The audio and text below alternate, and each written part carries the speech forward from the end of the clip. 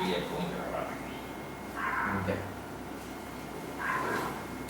Bueno, hermanitos y parientes, vamos a iniciar esta sesión 47 que va a tener dos componentes.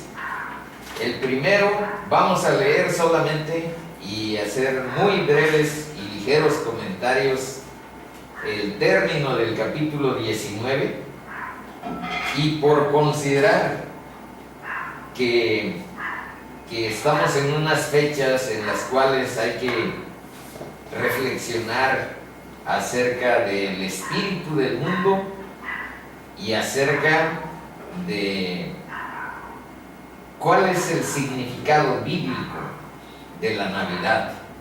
Esos dos momentos espero que los podamos desarrollar con la ayuda de nuestro Dios, con la ayuda del Espíritu, para que sea provechoso, para que podamos edificar nuestra vida. Entonces, este es el capítulo 19, los versos que hacen falta. Hubo por aquel tiempo un disturbio no pequeño acerca del camino, porque un platero, pasa la hermana, estamos familiarmente ahora. Hola, Rafa. Hubo por aquel tiempo un disturbio no pequeño acerca del camino. Ya saben que del camino es un sinónimo del cristianismo, y que consiste ese problema, ese disturbio no pequeño, dice Lucas, porque un platero llamado Demetrio, y van a ver que cuando se trata de que los bolsillos de determinadas personas vean peligrar sus ingresos, entonces la gente se encrespa, la gente se siente agredida, agraviada, y eso es lo que pasa con Demetrio, que hace de plata estampitas, templecillos de este gran templo de Diana. Diana o Artemisa se refieren al mismo personaje, y este es el templo que es una de las 7 maravillas del mundo antiguo y que estuvo en Éfeso. En este, que es el gran teatro a donde se van a llevar a Pablo, no, a unos de los amigos de Pablo. A Pablo no lo dejaron ir, ahorita vamos a ver eso. Se calcula que cabían 25,000 personas en esta ágora, en este gran teatro. Y ahora los arqueólogos han visto cómo le hacían estos griegos para que los personajes que estaban actuando o diciendo algo aquí se oyera hasta por acá. Si no había bocinas, si no había aparatos de sonido como los que ahora conocemos. Entonces los arqueólogos han investigado y han encontrado que en lugares estratégicos pusieron algo así como cántaros de barro, de tal manera que esos cántaros de barro amitanados, o sea, la mitad de un cántaro, obviamente, pues servía para que hiciera una especie de eco, y las voces de personajes que estaban aquí se pudieran escuchar con esa resonancia en todo.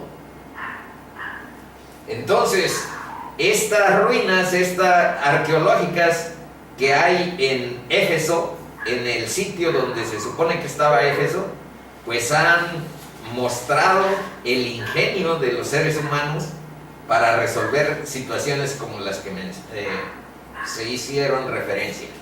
Bueno, entonces este Demetrio hacía de plata templecillos de Diana. Daba no poca ganancia a los artífices, Bueno, pues es que había muchas gentes que iban aquí como de peregrinación y de visita y se compraban esos templecillos de plata, pues como los sortilegios y el tipo de reliquias que en muchas ocasiones expresan nuestro espíritu, pero nuestro espíritu idólatra, a apegarnos a algo material, cuando nuestro Dios es espíritu y por ende tenemos que relacionarnos con Él en espíritu y en verdad, que quiere decir con nuestra vida y de acuerdo a lo que dice su palabra. Bueno, a los cuales, reunidos con los obreros del mismo oficio, bueno, este Demetrio era como el líder de este sindicato de productores plateros, y se reunió con esos obreros del mismo oficio y les dijo: conciudadanos, no, les dijo: varones, sabéis que de este oficio obtenemos nuestra riqueza, pero veis y oís que este Pablo, no solamente en Éfeso, sino en casi toda Asia. Vean que Pablo ya había avanzado con el Evangelio en Éfeso y como dice aquí, en casi toda Asia. Y vean lo que sucede: ha apartado a muchas gentes con persuasión, diciendo que no son dioses los que se hacen con las manos. Ese es algo que nos ha legado el cristianismo, que nos ha legado Dios en su palabra, de no considerar que las cosas materiales pueden representar a un Dios tan grande. Entonces, eso es lo que ahí dice. 27. Y no solamente hay peligro, dice Demetrio, a los conciudadanos plateros, de que este nuestro negocio venga a desacreditarse, sino también que el templo de la gran diosa Diana sea estimado en nada y comience a ser destruida la majestad de aquella a quien venera toda Asia y el mundo entero. Aplausos. Cuando oyeron estas cosas, se llenaron de ira y gritaron diciendo: ¡grande es Diana de los Efesios! Eso es en una especie como de consigna gritada, y vamos a ver que más abajo esa es la consigna que prendió a la gente. Y ya saben que cuando hay masas enfervecidas es algo peligroso. Cuando están las masas así agitadas, emocionalmente alteradas y que tienen un interés, en este caso, que defender, pues no les entraba ya suficiente ganancia, porque la gente estaba cambiando de mentalidad y encontraban que Dios no estaba en una de las imágenes que compraban. Bueno, grande es Diana de los Efesios. 29. Y la ciudad se llenó de confusión, y a una se lanzaron al teatro arrebatando, y vean, se lanzaron al teatro, a una, quiere decir unidos. Estamos aquí, dice, ¿a dónde dice? A una se lanzaron al teatro, pero vean, aquí está ya la violencia, arrebatando a Gayo y a Aristarco, macedonios, compañeros de Pablo. Se llevaron a dos, pero a Pablo no. Pero van a ver la actitud de Pablo respecto a esta situación de que se habían llevado a dos de sus compañeros que venían desde Macedonia, allá donde está Filipos y aquel, bueno, ahorita no recuerdo. Entonces, compañeros de Pablo. Y ahora vean la reacción de Pablo en el 30.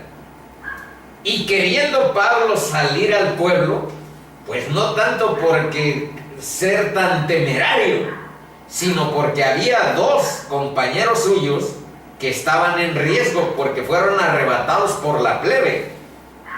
Y él, sintiéndose compañero, él sintiéndose parte de la situación, pues quería ir hasta el teatro. Pero ahora vean, los discípulos no le dejaron. Los otros dijeron, no, está peligroso, mano. Y allá una turba enfervecida se puede poner peligroso. No lo dejaron ir. Y también algunas de las autoridades de Asia, en otra traducción les llaman asiarcas, que quiere decir autoridades de Asia, igual que como está aquí la traducción. Y tenía amigos Pablo dentro de los círculos de la autoridad y del poder, porque vean lo que dice el 31. También algunos de las autoridades de Asia, que eran sus amigos de Pablo, le enviaron recado rogándole que no se presentase en el teatro. Entonces, ni los discípulos ni las autoridades le dieron luz verde a Pablo en su afán de querer estar presente para la defensa de sus compañeros. ¿Y cómo estaba allá en el teatro? Vean el 32. Unos pues gritaban una cosa y otros otra, porque la concurrencia estaba confusa. Y esta es una nota de humor del autor de Lucas en este caso.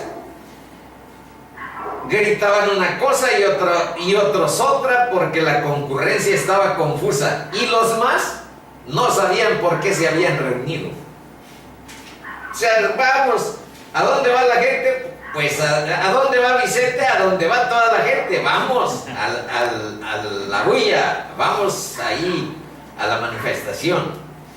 33. Y sacaron de entre la multitud a Alejandro. Ahora vean, dentro de la multitud salió un judío. Pero este judío, pues digamos que salió como para defender que los judíos no tenían nada que ver con Pablo, para desmarcarse, deslindarse de Pablo. Nosotros los judíos no estamos relacionados con ellos. Pero Alejandro, que más adelante también tiene otras actitudes en contra de Pablo, vean aquí cómo le fue de todas maneras. Y sacaron de entre la multitud a Alejandro, empujándole los judíos. Entonces los judíos le dijeron, bueno, pues tú defiéndenos y diles que nosotros no tenemos mucho que ver con Pablo. Eso me imagino. Esa es la lógica de ese verso. Entonces Alejandro, pedido silencio con la mano, quería hablar en su defensa ante el pueblo. Querido pueblo.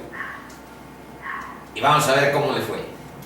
Pero cuando le conocieron que era judío, y los judíos tampoco consideran que en un templecillo, en una de plata, pueda estar radicando la autoridad de Dios.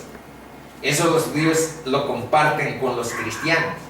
Entonces dice, pero cuando le conocieron que era judío, todos a una voz gritaron casi por 2 horas. Y la consigna que les mencioné, grande es Diana de los Efesios, grande es Diana de los Efesios, 2 horas, por 2 horas. Con una manifestación. Con una manifestación.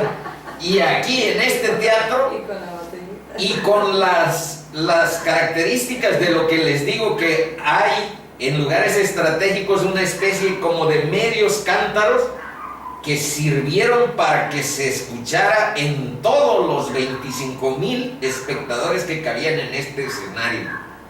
Entonces era un ruidero,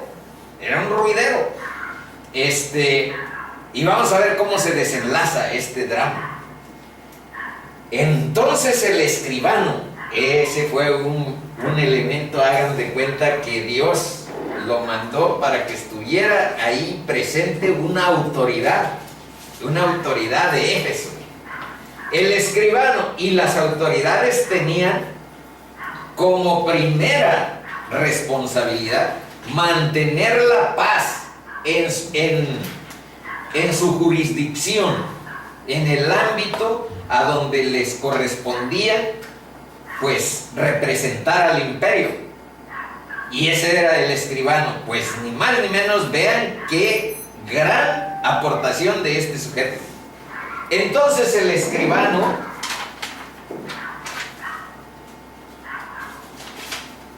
cuando había apaciguado a la multitud, dijo: varones efesios, ¿y quién es el hombre que no sabe que la ciudad de los efesios es guardiana del templo de la gran diosa Diana y de la imagen venida de Júpiter? Puesto que esto no puede contradecirse, es necesario que se calmen, que se tranquilicen. Pero aquí dice, es necesario que os apacigüéis y que nada hagáis precipitadamente, porque habéis traído a estos hombres sin ser sacrílegos ni blasfemadores de vuestra diosa. Y con esto nos da una gran lección estos versos, porque Pablo, a pesar de todo, no atacó a los que creían en Diana o Artemisa, como le quieran llamar, sino que él se limitó a predicar el evangelio y a presentar a nuestro Salvador. Y entonces vean, como no estoy yo peleando contra ninguna otra religión, se da el caso de que este sujeto dice: no son ni sacrílegos ni blasfemadores de nuestra diosa. Y ahora vean lo que le dice a Demetrio, que es el que incendió esta hoguera, que si Demetrio es el líder de esta escaramuza y los artífices, los otros plateros que están con él, tienen pleito contra alguno, audiencias se conceden y procónsules hay. Y vean, este es un lema que también tiene algo de humor. Es un lema porque, bueno, en la Biblia encuentras: perdonaos, amaos los unos a los otros, soportaos los unos a los otros. Y ahora vean lo que dijo este escribano para apaciguar a la gente. Si Demetrio tienen algún pleito contra alguno, pues audiencias se conceden y procónsulos hay. Y vean esto: acúsense los unos a los otros. Y si demandáis alguna otra cosa en legítima asamblea, se puede decidir. Porque, y esta fue como un asunto de amenaza. Vean el 40.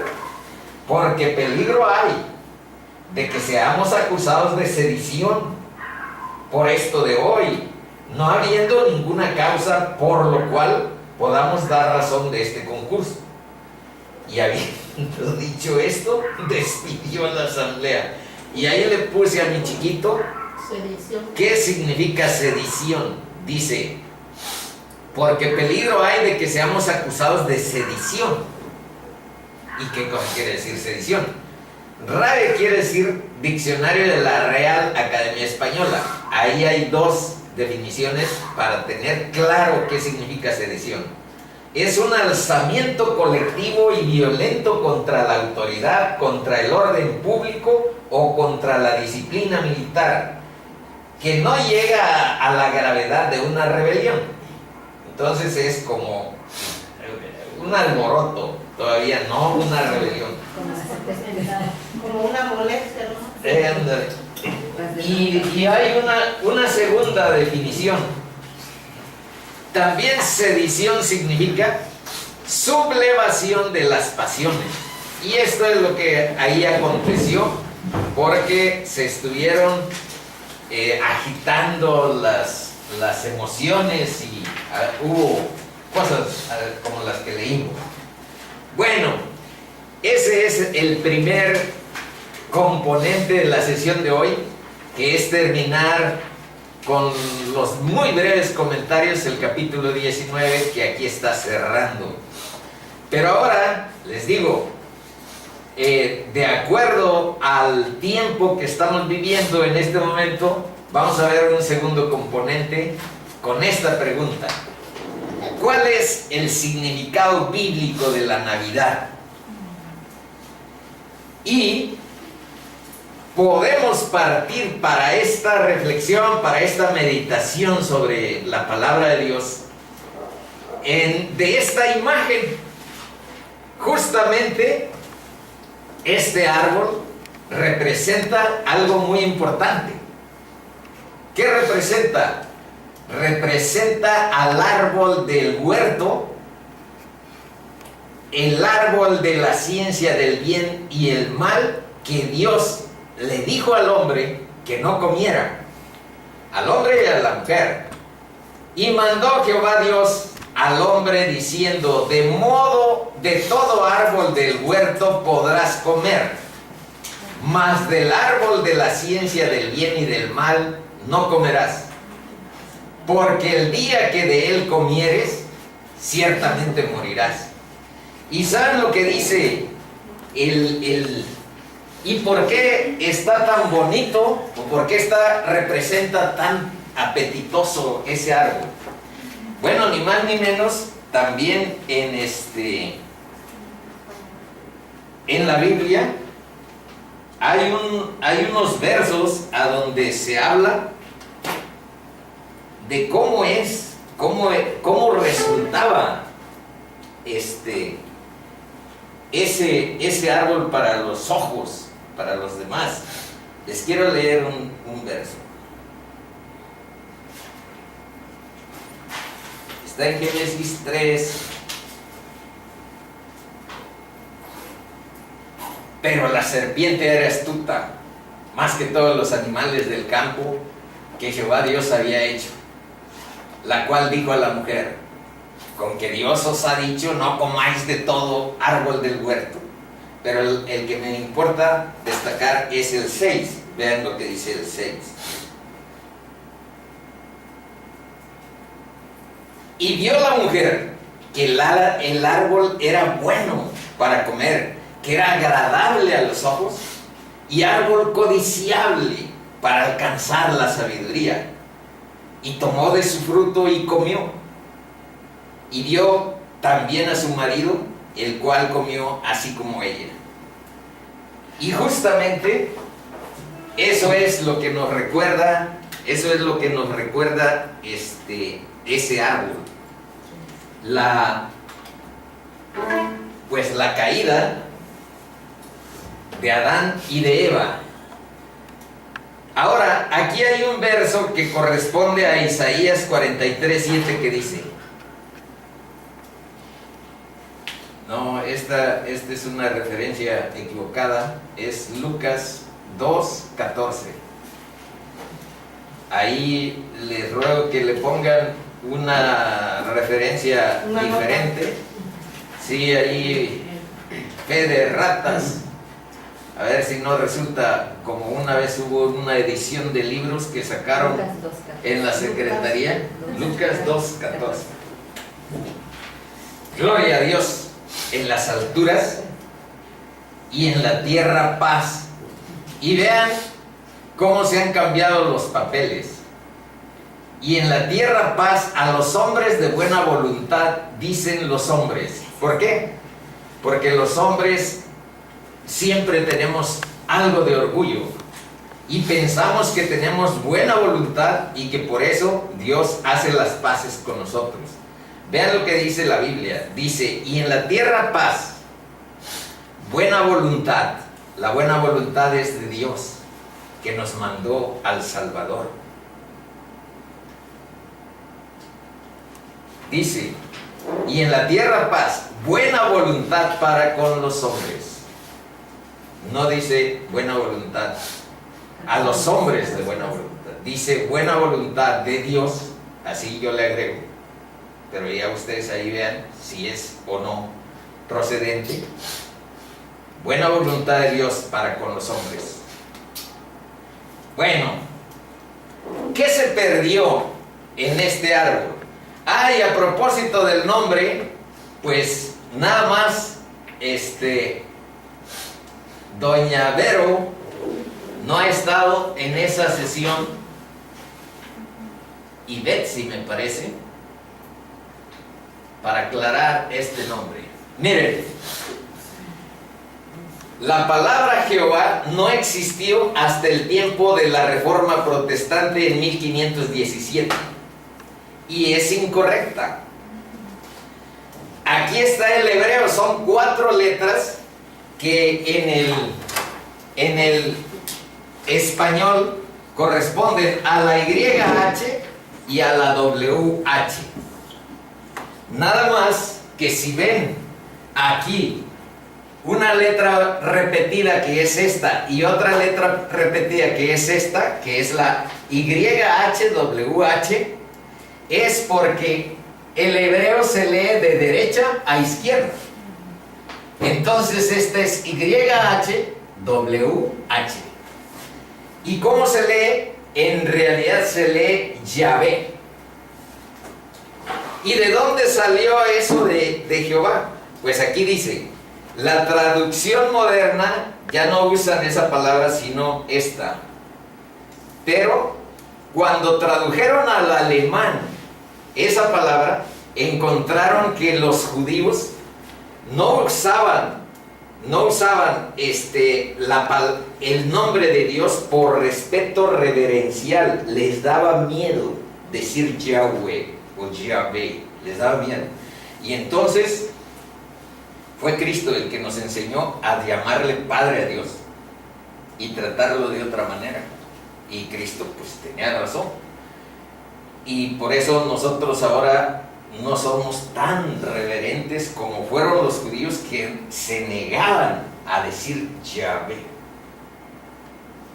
Tenían un respeto reverencial y en vez de decir el nombre que se consideraba como tan sagrado que no lo debieran de mencionar por cualquier cosa, entonces le ponían otros nombres, Adonai, y aunque leían y veían este signo, estas letras, en vez de decir Yahweh, Yahvé, decían otra cosa, decían Adonai o decían, no, hay otra, Adonai, Elohim o Adonai.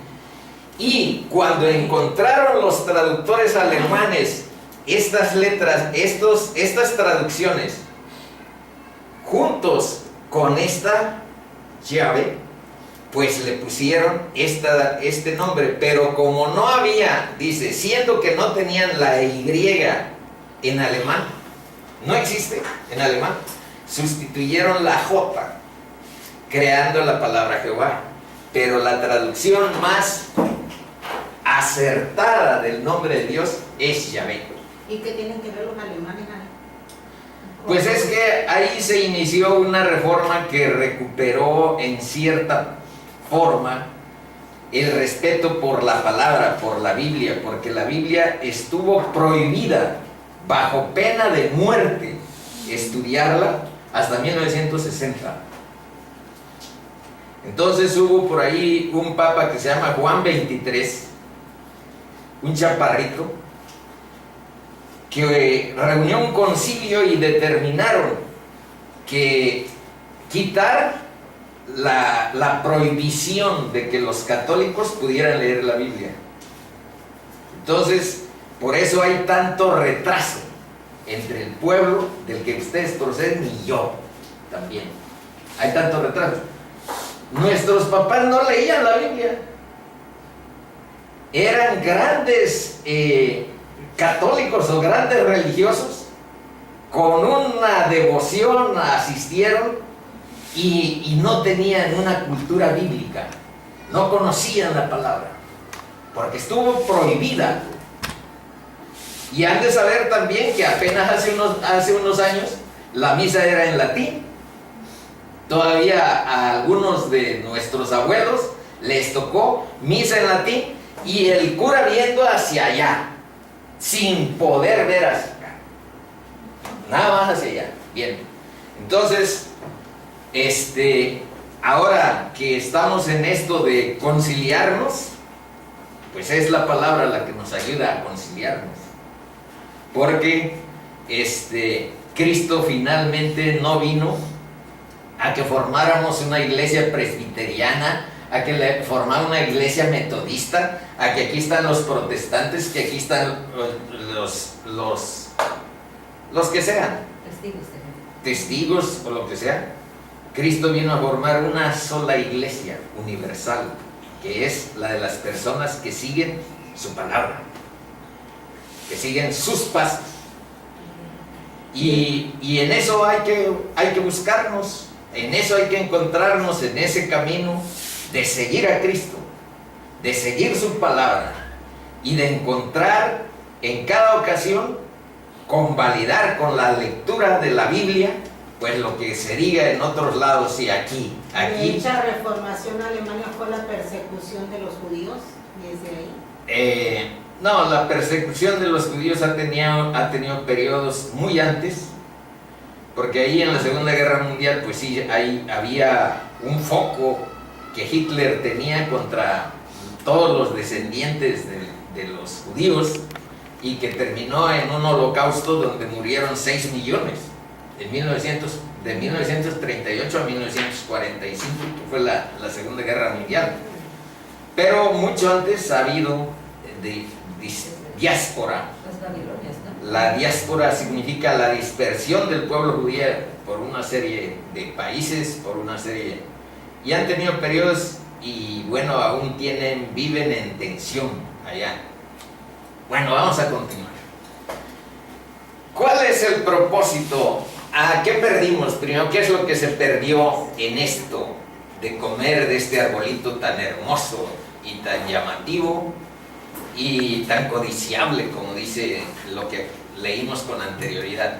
Perdimos la comunión y la dependencia con Dios. Deben de saber que Dios nos creó para que tuviéramos comunión con Él y nos gozáramos eternamente con Él, de Él. Y Él es la fuente de todo lo que a nosotros nos gusta. Comer, Él nos puso las glándulas gustativas para disfrutar de la comida, pero el enemigo, el engañador, nos dice, pero no comas solo esto, sino esto y esto, peca. Él nos puso la capacidad de disfrute del agua, la capacidad del disfrute del sexo y de todas las cosas que nos dan algún disfrute o alguna satisfacción y gozo. Pero el enemigo está para pervertir cada uno de los atributos que Dios nos dio a partir del momento en que caímos en pecado. Tiene poder sobre nosotros porque Dios nos formó con capacidad de optar, y ahorita es lo que vamos a ver. Optamos por cortarla con Él.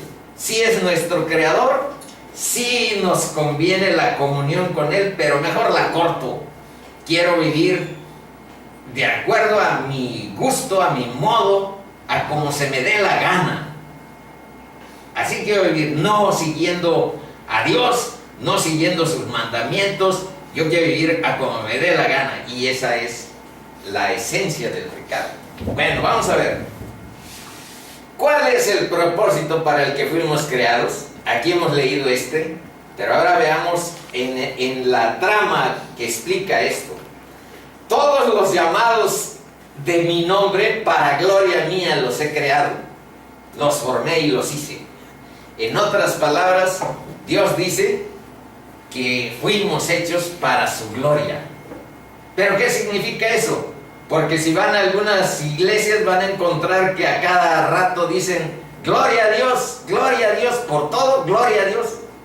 Y yo cuando lo veía, bueno, ¿y eso qué significa o qué contribuye a mi fortalecimiento espiritual estar gloria a Dios? Bueno, en parte sí tiene cierto sentido, porque de lo que se trata es de no darnos la gloria a nosotros por lo que hagamos. Trabajar, ser buen futbolista o ser buen arquitecto o ser démosle la gloria a Dios por lo que hacemos nosotros, reconocer que Él es primero y nuestro creador.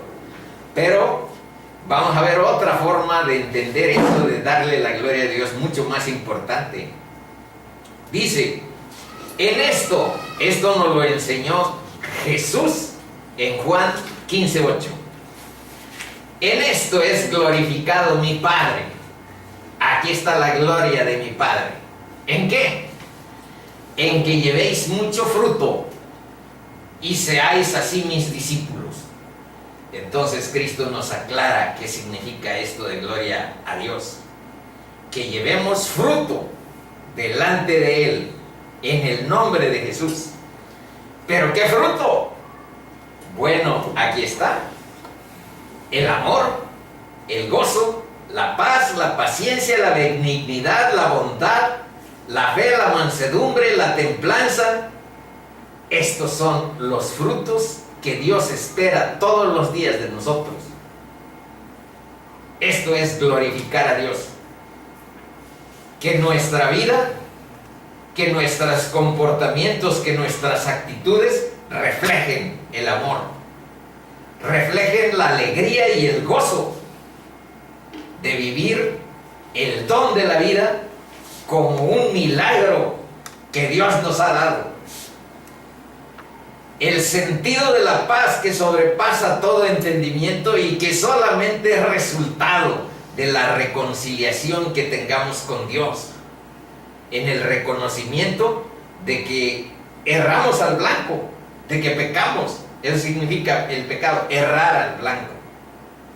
Y erramos al blanco por lo que ahorita vamos a ver. Entonces, eso significa, ese es el propósito de la vida. El propósito de la vida es glorificar a Dios mediante los frutos del Espíritu, que son todos estos que ya no voy a repetir. Y ya vimos una vez la mansedumbre, ya vimos algo de bondad. Si en tu vida no tienes actitud de bondad respecto a tus relaciones con los demás, no tienes el sello de Dios en tu vida.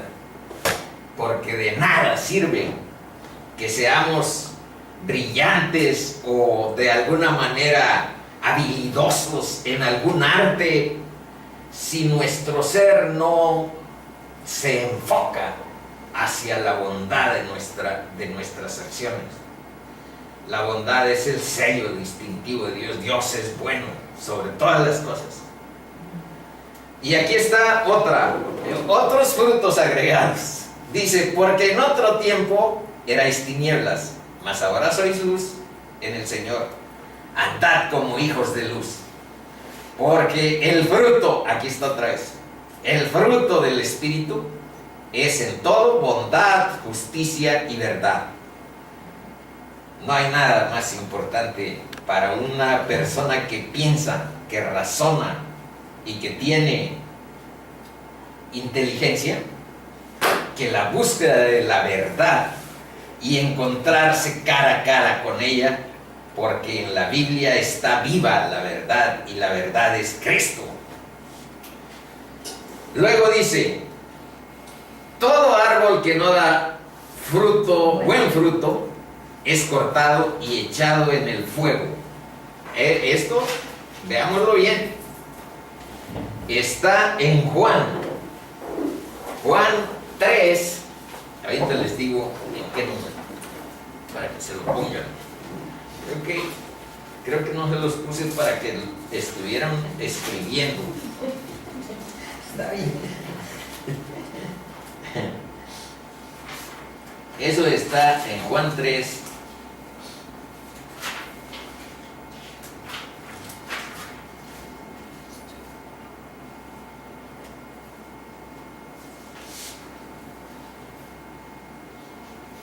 ¿Cuál busca? Este de todo árbol está en Juan 3.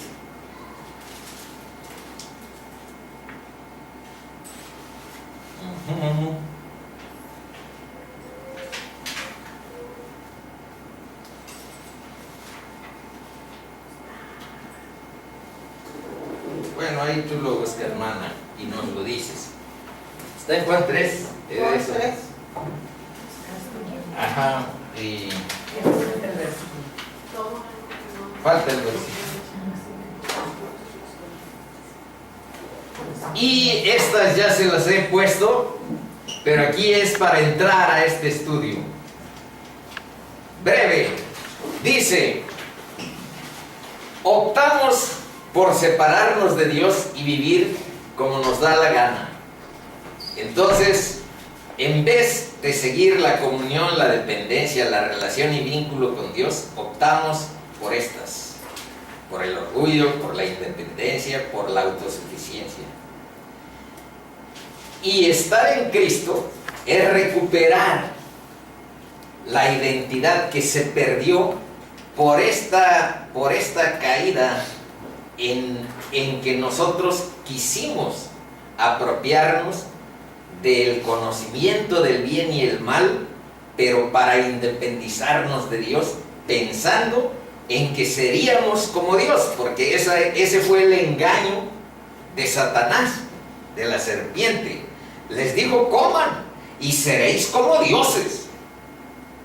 Pues, ¿cuál dioses? Aquí se ve cuáles son las verdaderas consecuencias. Vean, está en Oseas 4, 1, 2. Oíd la palabra de Yahvé. Aquí ya le corregí el nombre.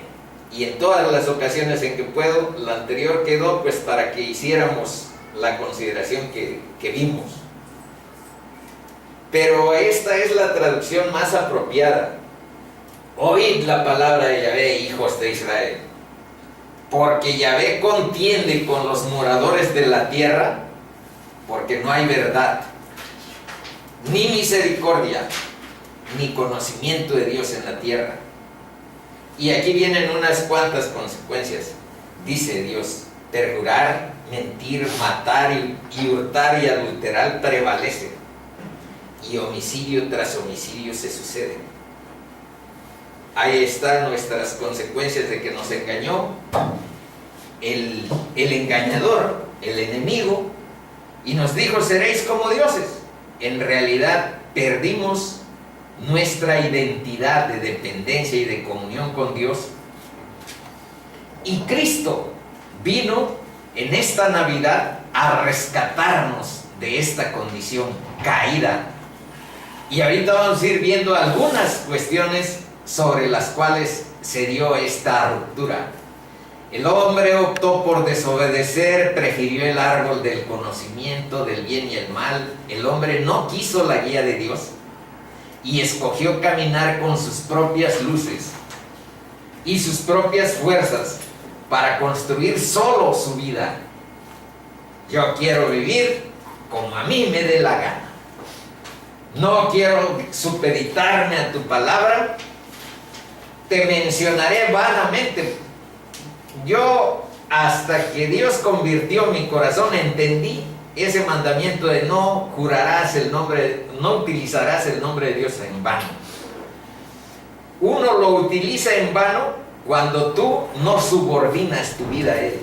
Es vano que digas que conoces o te encomiendas a Dios, pero a un Dios así, como asistente chiquito, a un Dios manejable, instrumental. Dios es Dios. A la ligera. A la ligera. Dios, es el creador de todo y el creador de nosotros. No utilizarlo vanamente es bueno. Bueno, aquí hay una cita bíblica. Dice: porque dos males ha hecho mi pueblo. Me dejaron a mí. De eso estamos hablando. El hombre no quiso la guía de Dios y escogió caminar con sus propias luces y sus propias fuerzas para construir solo su vida. Y vean lo que dice Dios en Jeremías 2:13. Porque dos males ha hecho mi pueblo. Me dejaron a mí, fuente de agua viva. Yo soy la fuente de la vida. Y cavaron para sí cisternas rotas que no retienen el agua. Y aquí está un comentario: es imposible que las cosas creadas sean más satisfactorias que aquel que las creó. Cambiar la gloria de Dios por la gloria de mí mismo, de sí mismo, a través de las cosas creadas, es el pecado. 13. Respondió Jesús y le dijo: cualquiera que bebiere de esta agua volverá a tener sed. Esto es el Viejo Testamento, a donde dice, yo soy la fuente de la vida, yo soy la fuente de agua vida, y me dejaron, de agua viva, y me dejaron. Y vean aquí también Cristo dijo una metáfora parecida, semejante, cualquiera que bebiere de esta agua volverá a tener sed. ¿Cuál es esta agua? Pues la agua física y la que nos da satisfacción material o biológica. Las cosas, no nada más el agua, las cosas que nos dan satisfacción biológica, eso es. Si las comes o las tomas, volverás a tener sed o hambre. Mas el que bebiere del agua que yo le daré, y yo digo que el agua que Cristo da es el perdón. El que conoce el perdón de Cristo, conoce el sentido de la salvación. Y conoce el porqué de la Navidad. El regalo más grande que podemos tener esta Navidad es esta agua que Cristo da. Y cuando Cristo da esa agua, no tendrás sed jamás, porque tu búsqueda, tu sentido de búsqueda de la eternidad que Dios te puso en tu corazón, en Él está la respuesta. Sino que el agua que yo le daré, y aquí dice, será en Él una fuente de agua que salte para vida eterna. Así de hermoso. Entonces aquí está la síntesis de esta parte de lo que son las esferas de los árboles de Navidad, que representan pues el árbol del conocimiento del bien y el mal.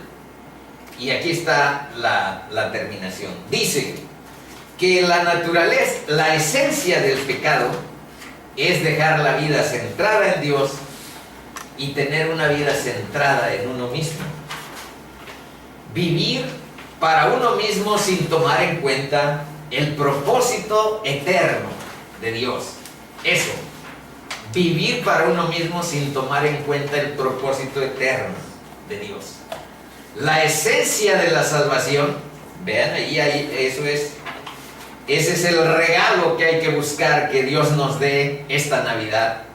La esencia de la salvación es la negación de uno mismo y el retorno a tener como prioridad el reino de Dios y su justicia como centro de la vida. Superar con el poder de la gracia de Dios esa vida centrada y enfocada en uno mismo, ese orgullo de uno mismo y de sus logros, la arrogancia y la soberbia respecto al reino de Dios. ¿Cuál reino? Ni existe. El reino es el reino de los suelos, y en el reino de los suelos yo y mi cuenta bancaria me hacen el rey del supermercado de aquí de Soriana y de otros lados a donde voy, de Sam's. Arrogancia y soberbia respecto al reino de Dios, dependiendo de uno mismo y de sus capacidades, afirmándose en su propio ego, procurando agradar al mundo y sus caminos. No vino Sarita si no haríamos un cierto énfasis de una persona que conocemos, Sara y yo, que a pesar de sus años, su obsesión más grande es agradar al mundo, que sus vecinos y las personas que por ahí abrigan su caminar en el mundo estén agradadas con su presencia, con lo que dice, con lo que hace, y a nosotros esa persona influyó para que fuéramos algo así, pero todos nos convertimos en opositores de estar queriendo agradar con tanta esclavitud al mundo. Sin embargo, es una persona que tanto Sara como yo amamos. Después, mirando las circunstancias desde una perspectiva humana, hermanitos, la Biblia te proporciona la perspectiva eterna de las cosas. Y si Dios te da su luz para encontrar entendimiento en su palabra, pues entonces verás que la perspectiva humana te puede ayudar para tales cosas, pero no para darte una perspectiva de vida filosófica, de entendimiento eterno. La perspectiva eterna solo está en la Biblia. Y nosotros tenemos que superar la vida egoísta y ordinaria. El que vive para sí es porque no ha entendido la naturaleza de Dios. Dios no es un asistente, Dios está en el centro de la vida. Y su palabra nos enseña cuál es nuestra relación con Él. Y en ningún momento vas a encontrar que la palabra te lleve a que tengas una relación como que Dios es un asistente. Sí, te necesito, pero ahora para que hagas esto, para que me alivies, pero yo, déjame mi vida como yo quiera, viviré. Cristo vino, esto es el sentido de la Navidad. Cristo vino para revertir los efectos del pecado en la creación y en el hombre, porque en la Biblia dice que toda la creación fue sujeta a vanidad. Entonces, cuando salimos ahí y nos están picando los mosquitos nada más por salirnos, yo luego pienso en esa parte de la palabra donde dice que todo está sujeto a vanidad.